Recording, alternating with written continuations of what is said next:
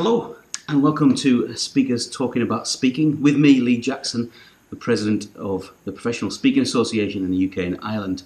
I am here in Antwerp at the European Speaking Conference, the first one ever, and I've managed to sneak out a very special guest indeed. This is John B. Molidor, who is the President of the NSA in America, the largest speaking association in the world, with how many members, John? We're about 3,500 now. 3,500 members. Yes, it's huge. So I mean, how on earth do you? So in your year, do you manage to visit all the people? So we have about 35 chapters, and so the requests will come in, and if I can do them, I do them, and if I'm speaking and I can't, then I don't, because one a week. That's a lot of people. That'd be a lot of people, a lot of chapters to be speaking to. Because a lot of people listen to this from the UK, and America's a lot bigger than England, just a little bit. But tell us about your background, not just the NSA in a moment, but obviously you speak and you have a real specialty and a real expertise, and I've just heard you speak, which was fascinating. So tell us a bit more about what you specialise in. So one of the things I'm most fascinated by is how we take research from the neuroscience, and then, so I went and researched about 25 principles, and then said what would be 7 that speakers could literally use right now, because I didn't want to overwhelm the speakers. No, 7's enough. 7's enough. Okay. So can you give us a few of them, or even so? You know, what things do we actually need? Because we like to keep it real simple. So you got people watching this who are trainers, coaches, and consultants, but most of them either want to be on stage speaking or are doing it already. So what, from a neuroscience background, what tips have you got that could really help us? So here's one that I find fascinating. So we'll talk about being more visual. Now you could be your own visual, but you probably want to look at your background and then how you move. But in terms of how you use slides, and the presentation, I know that's an topic area that's hugely important to you. But it's like the visual cortex, so literally in the back of your head, the visual cortex is the largest cortex in the brain. It's the largest real estate. Right. And if you're not using it, you're wasting it. And here's the audience wanting that. And, we chatted a little bit earlier. What makes me crazy is people like, I hate PowerPoint. Well, I hate bad PowerPoint. I hate bad Keynote. I hate bad Prezi. It's like, if it's just bad, it's not going to work. Bad is bad, So probably be more visual. Another principle is you need to be speaking to both hemispheres. So in neuroscience, we no longer talk about left brain, right brain. We talk about hemispheres. Okay. And you probably need to do both. So again, simplifying a little bit. But left hemisphere, language, the logical piece. The right hemisphere, a little bit more pictorial, emotional. Okay. And so sometimes speakers are to their audience, maybe they're only talking about sort of analytical stuff, data, and there's no story. Yeah. And then there's others that just tell stories and they emote, and then people sometimes go, well, where's the content? Yeah. So to me, it's not an either or, it's both. Okay. And then trying to make sure, do you have facts? Do you have stuff that supports what you're saying? And then do you have the story that can put it together? Great. And so that becomes important from a neuroscience, because it's like, it's whole brain. Why are you only talking to one hemisphere? But the kind of left brain, right brain are different. That was kind of been debunked in a way, hasn't it? Exactly. But you're talking about it in a slightly different way. Exactly, because we know, for example, if we do functional MRIs and we give you a task that, say, maybe is more right hemisphere related, there's actually parts of your left hemisphere that's lighting up at the same time. So it's like, maximize that. Do them both, because it's so cool. So there's like neural pathways linking across. They'll be linking, so the corpus callosum links the two hemispheres together. But when you do stuff, because remember, left hemisphere is going to control the right side of your body, right hemisphere is controlling left. And so anytime you're crossing what we call the midline, then you're forcing the audience then to use both hemispheres. And then it's like, memory's going to be better because it's stored in different places, and it's brain friendly. Yeah. That's what you're trying for, is try to have a brain friendly presentation. So have a speech or brain friendly presentation, so you're going to hit more chance of engaging an audience. Because one of my things is that I don't think we should deliver a script. We should engage an audience. Absolutely. And so So if you read the audience and you think, oh, wow, that's getting, then break it up with maybe an exercise or a story. Or if it's like, wow, this is getting too emotional or too story, it's like, all right, I better give them some facts. Now, it means you have to really prepare so you have that. Yeah. And you can talk about it at a moment's notice. But that's what I think professionals do or should be doing, because you know your stuff. The other, I think, one that we discovered, and I know I made the mistake early on, is if somebody hired me, I thought I have to tell them everything I know, and you know, because it's like they got to get all their money's worth. And it's like, no. I mean, my job is to break it into the components. Yeah. Give them the basics, then maybe send them forth to do something. Okay. But I don't need to tell them everything I know. It's like boring. Yeah. Not too much fun. Well, one of the things I tell people is that our job as a speaker is to simplify. So we are researchers who simplify information for audiences. Not make it simplistic and plain, but actually our job is to filter, isn't it? And to sift that. Absolutely. And say, actually, I've got, and I think in the Q&A, that's when your expertise comes out, because you can go deeper. Right? Yeah, absolutely. And I love that it's that we try to simplify, but don't make it simplistic. You don't want to dumb anything down. Yeah. But by looking at it, maybe you have a different perspective. Say, all right, I'm going to simplify this concept into the following components, and you help them figure it out, but you still honor the content. You don't dumb it down. I mean, that's huge for me. Don't dumb down stuff. And audiences that if you take them at a certain spot, you can actually then teach them as you go. And so, like when we're talking about the 7 concepts, what I've been trying to do is I'll start very basic, but then by the time you hit the 7th concept, it's stretching my brain, because I'm not even sure how to use the concept. But it's like, all right, let's start here. Let's keep building on it, and then break it into the component parts. So I love that part. Is that when I think of speakers, it's like, how do we take fairly complex ideas and then break them into digestible chunks that somebody could get? I think that's remarkable when we can do that. Yeah, it is a privilege to do it, isn't it? And it is. I was thinking one of the privileges, obviously John's a real expert, he's a doctor and a professor of neuroscience, is that correct? Yes. Which university is it? So I'm at Michigan State University. Michigan State. College of Human Medicine, so it's the MD. MD medical school. So Michigan State, that's a big basketball team there, I know that. Yes, absolutely. Big sports program. Absolutely. So it's always fun to bring some academics to it. It's like, hey, what about us, Yeah. It's not all football. I understand. So, but that's what I love about speaking. So John's president at NSA, I'm president at PSA. My background's in youth work, right? So I started as a community youth worker. He's a doctor and professor of neuroscience, and we have the same job. And I probably know the industry has that, does it? Where you can be from a different background, but you're there to share gold dust that people want, isn't it? And what I love about speaking is that everybody has a slightly different path. Yeah. And so I think of it as that, like medicine has a pretty singular path to it. I mean, you have to do university, then you do medical school, then residency. Law is going to probably, university, then law. Yeah. But speaking, everybody kind of comes to it in a different way. Yeah. And so the fun part for me is that when you have again, if we use the house metaphor, I don't want to stretch it too far, but it's like if we come together, that's the commonality, and yet we still can go to different parts of the house, depending on if it's youth or it's neuroscience or if it's motivation or training or keynoting. But the thing that unites us is probably the love of the spoken word. It's using the spoken word to communicate, to make an impact on people. And you do meet all kinds of really fascinating people with backgrounds, Some of you might want to scratch your head at, but for the most part. Yeah, of course, yeah. That's the joy. You meet all sorts of people, don't you? And that's what it's all about. I think for me, it's not necessarily the joy of the spoken word. For me, it's the joy of connecting with people. So, one of my big things is when you see that light bulb go on in someone's head in an audience, I'm just like, that keeps me going for weeks. Do you know what I mean? Yeah, that's the best. That's the best. Because then it's like, so you're communicating with them, whether through your exercise, through the spoken word, through their training, is that somehow you go, wow, they got it.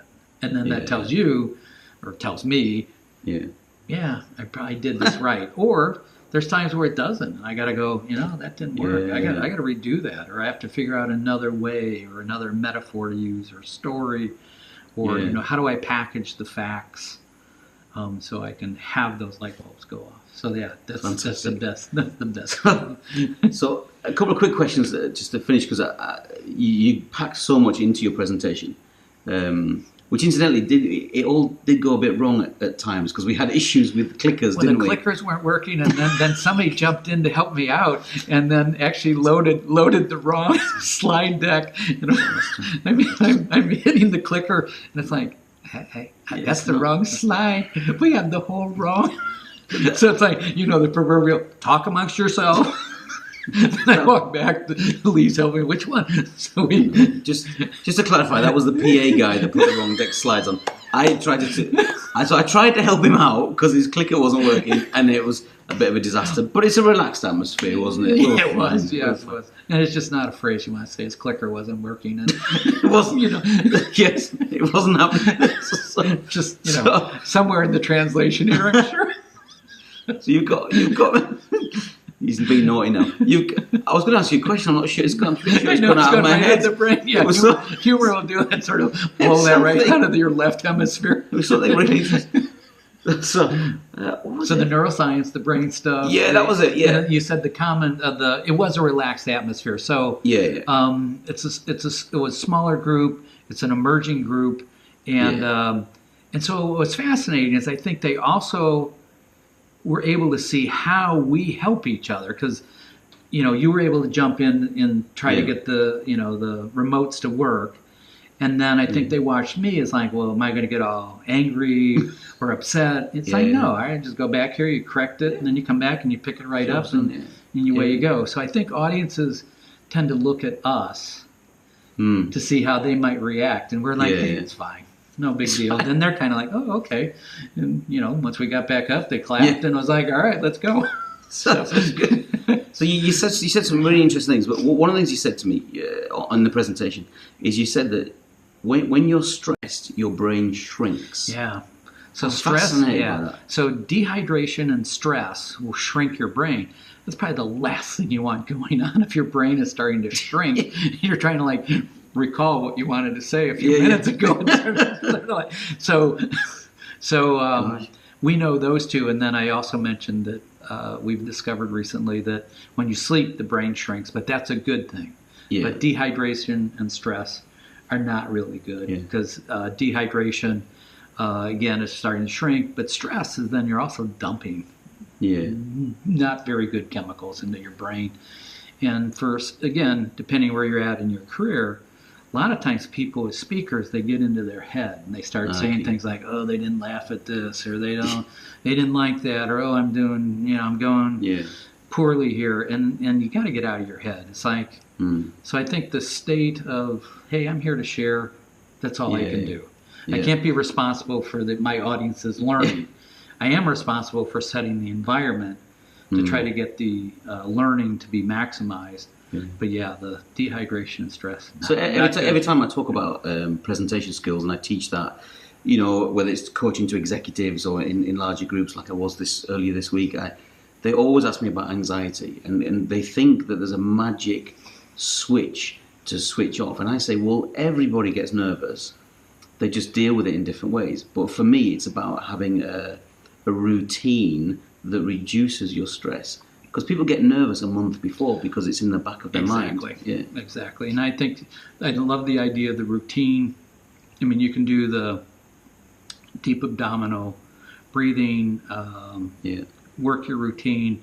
Not a big fan of the beta blockers, so sometimes people are like, "Oh, you mean tablets?" Well, it's sort of like, I'm going to take some drugs to reduce my anxiety. Well, you're probably be like, hello. It's not, that would be me. I've helped people do best man speeches at weddings, so they're nervous, and they say, "Oh, I'll have 2 pints of beer or something. Oh, not a I'll good have idea. a whiskey," and I'm like, not "No, a good idea. Don't speak on alcohol." No, because stuff that you think is hysterically funny in your mind, usually isn't. I once saw a guy do a speech, and I helped him, and I helped to write a best man speech for him. He was nervous. I wrote it, and he decided to have 3 or 4 pints of beer. And he threw the speech away that we'd gone through and written. This is years and years ago, before I was a speaker, but I helped him with it. And he basically told 3 really inappropriate stories. And the whole room was like, So I was just like, don't ever speak on beer. That's it. Alcohol and speaking. When you're the speaker is bad. Alcohol and audience isn't much better.